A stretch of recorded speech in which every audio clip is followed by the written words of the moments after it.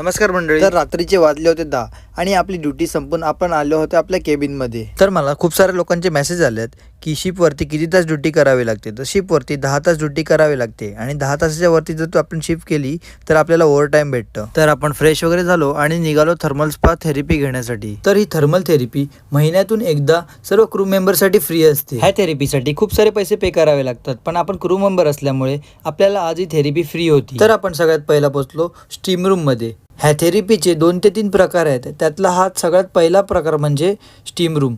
ह्या स्टीम रूममध्ये गरम व ओलसर वातावरण असतं, ज्यामुळे घाम येतो व शरीर शुद्ध होतं.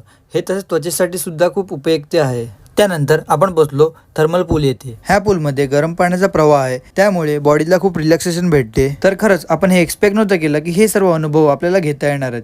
ते फक्त म्हणजे आपल्याला पॉसिबल झालं ते फक्त म्हणजे क्रूज शिपच्या जॉबमुळे. तर मी नक्की म्हणेल फटाफट अप्लाय करा आणि शिपवरती या. त्यानंतर आपण रेडी झालो आणि निघालो आपण आपल्या केबिनला जाण्यासाठी. आपण केबिनला निघत होतो तेवढ्यात भेटले आपल्याला आपले मित्र. आम्ही काय चर्चा करत होते मी पुढच्या व्हिडिओमध्ये तुम्हाला सांगेल. तर चला भेटूयात पुढील व्हिडिओमध्ये. थँक्यू.